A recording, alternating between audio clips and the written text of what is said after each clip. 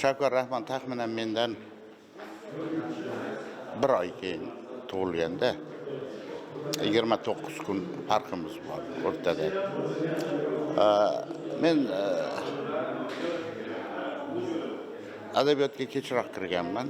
Hamma tengdoshlarimiz qatori. Hozirgidek 15 yoshda kitob chiqarish odatimiz bo'lmagan. 20 yoshlarda she'rlarni nashr qilishimiz boshlaganmiz. Mas'uliyat adabiyot haqida katta bo'lgan. Shavkatning she'rlarini ham o'sha paytda ko'rganman birinchi marta. Uni Moskvada o'qib yurganida, adabiyot institutida o'qib yurganida uni bu yerga bir olimimiz borganda she'rlarni ko'rib qolib, bu yerda she'rlarni nashr qildirgan. Demak, men avval she'ri bilan tanishganman. Keyinchalik Shavkat keldi, G'afur G'ulom nashriyotda ish boshladi, redaktor bo'lib ish boshladi va biz juda tez orada, nihoyatda tez, ehtimol birinchi ko'rishganimizdan do'stga aylanganmiz. O paytda palapartish do'stlik yo'q edi adabiyotda. Adabiyotda bizni 70-yillar avlodi deb ataladigan adabiyotdagi avlodda iste'dodli odamlar bir-biri bilan yaqin edi. Bir davrasi bo'lardi bularda. Bu davrada Shavkat ham asosiy bir odamlardan, asosiy ijodkorlardan bittasi edi. Endi unga bizdan sal katta bo'lgan Rauf akadan boshlab shunaqa kirilardi. Masalan, Erkin Azam, Murod Muhammaddo'st, Xurshid Davron, hokazo yozuvchi shoirlar bir yaqin edik.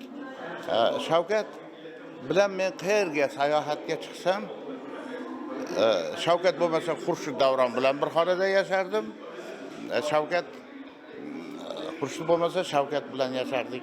Shunaqa yaqin edik. İçimiz ham, hayotga qarashimiz ham, she'riyatga qarash ham juda yaqin edi. Endi hamma narsani o'zini davri bo'ladi deydi. Bizda o'sha vatan degan tuyg'u juda baland bo'lgan. Qanaqadir mustaqillikni xohlab qolgan avlod edik biz. Biz juda mustaqillikni xohlab ijod qilgan avlod. Bu ayniqsa shu 85-yillardan keyin bu juda kuchaydi, nihoyatda kuchaydi. Bizni boshimizni garang qilib, maktabdan boshimizni institutda garang qilgan haligi nima deydi, ideologiya sal bizni kallamizdan ariy boshladi, ketdi. O'zimiz nimalarni kavlab, tariximizni kavlab, adabiyot tarixini kavlab, nimalar bo'lganini, nimalar bo'layotganini, vatan nima ekanligini aniq tushunib oldik. Shunda Shavkatning ijodi nihoyatda gurkiradi. Shavkat vatan haqida eng yaxshi she'rlarni yozgan shoirlardan bittasi Shavkat Rahmon bo'ladi. Eng yaxshi she'rlarni yozgan Shavkat Rahmon bo'ladi. Uni o'zini bir tabiatidan kelib chiqqan, ovozidan kelib chiqqan bir uslubi bo'lardi. Men uni haligi nima deb aytardim? Men uni aytardimki, Shavkatni og'ir she'rlari derdim.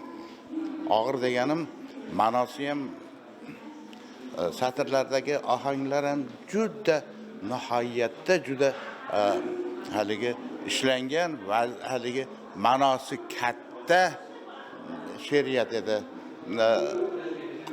O she'riyatning texnikasini ham juda alohida bir haligi bo'ldi. Bizni tengdosh avlodlarda ko'rsangiz, barmoqda yozganda ham qofiyasi nimalari o'zgargan. Ko'z qofiya emas, quloq qofiya degan bir qofiyalar bo'ladi. O'sha qofiyalarni Shavkat ham juda o'zlashtirgan, bilgan. Bu endi qonda bo'lsa kerak. Shavkat onasini juda yaxshi ko'rardi. Biz o'shga juda sayohatlarga birga borib, o'shaqda borib alik qilardik. Men nazarimda shoirlik onasidan ko'chgan deb o'ylayman. Keyin bildim haqiqatan shunday ekan. Shavkat vafot etganda onasi bir aytib yig'ladi. Toqat qilib bo'lmaydi. She'r qilib aytib yig'ladi.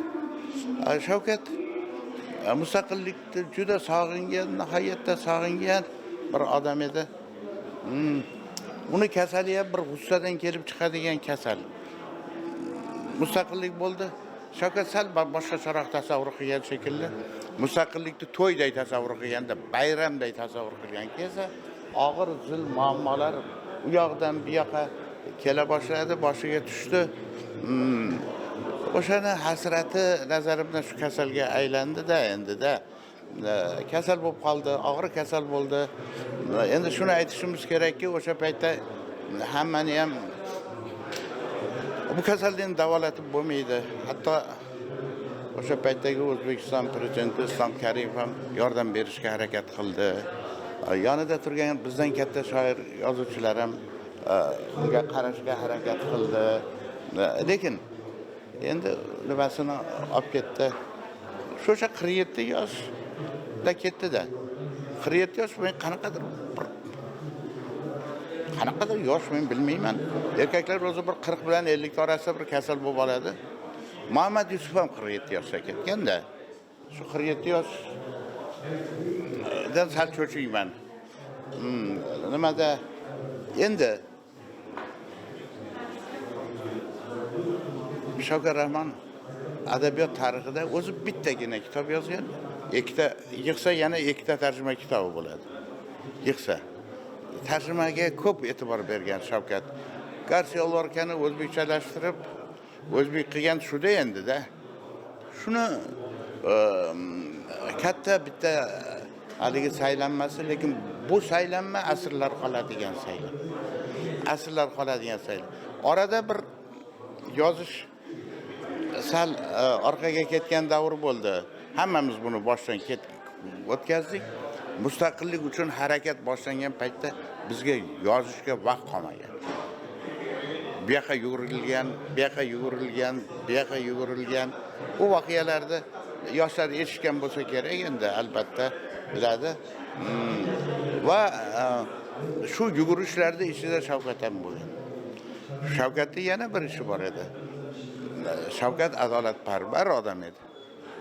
Yonidagi bitta odamga bir adolatsizlik qilinsa, u Shavkat mana shu odamdan ko'ra ko'proq hasrat chekib yugurardi. Men bitta misol aytaman. Yozuvchilar uyushmasiga o'zbeklarda buyuk farzandlaridan bittasi Sarvar Azimov boshchilik qilgan. Shavkat uni qo'lida ishlaydi. Yordamchisi edi. Shu odamni nohaq urdirilgan, millatchi deb urishgan gazetdagi. Millatchi deb urishgan, mana bu jurnalda qarang nimalarni chiqayapti, mana bu jurnalga qarang nimalar chiqayapti deb urishgan. Shu tufayli ishdan olishdi. Shavkat mana shu odam uchun juda kurashgan.